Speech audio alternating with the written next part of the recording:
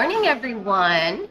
So I got a couple minutes in between doing some crazy errands and whatnot, and I really wanted to touch base on tax write-offs.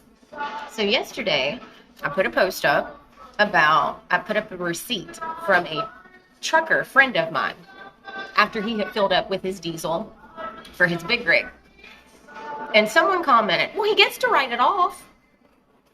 He does. You're right. But let's not be fooled. Let's fully make sure we understand what a tax write-off is. When you are self-employed or when you are a 1099 contractor, yes, if you buy something and you spend money out of your profits or out of your personal account or whatever to go towards the business, yes, you get to write it off. But they're not getting ready to give you a refund on it. All that means is they can't tax you on that money. So whoever that was, I think your name was Ashley something. I would love to see you sit down and fully take in what a tax write-off does. It's a loss either way. It eats into your profit. You don't ever see it again or get it back, okay? That is what a tax write-off does. It just simply means they can't tax it.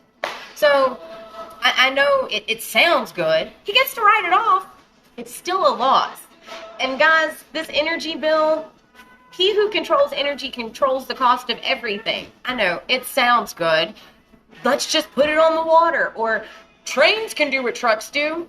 It sounds good. But let's be real. Every store that you shop at, is it on the water? Is there a train track that runs behind it? Exactly.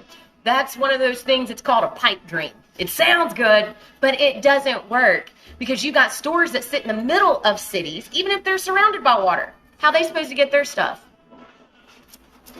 Use your brain, people. Quit just taking the first thing that sounds good. I talked to you guys about this the other day. Good morning, Miss Birch. Talked to you all about this yesterday.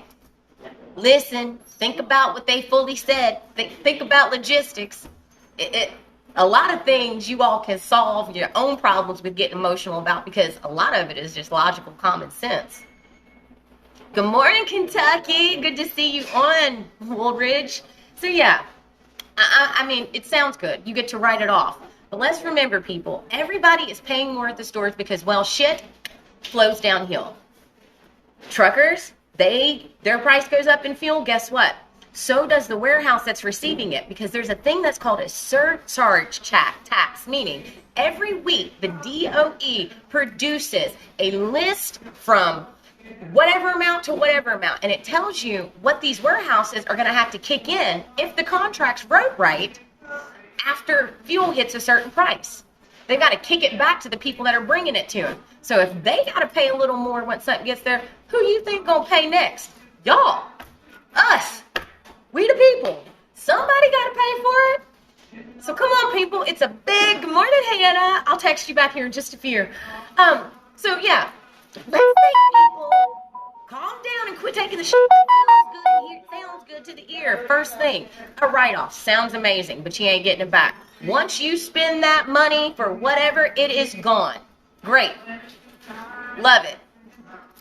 The amount of time that some people spend, my property taxes went up, but I believe it, Cameron. I totally believe it. So yeah, it sounds good. But in all the time that you're taking to write your little comment, but he gets to write it off, please stop and go do some research because I'm not talking out of my ass. I've been self-employed and running my life like that for 14 years. You ain't getting it back. So, it is what it is.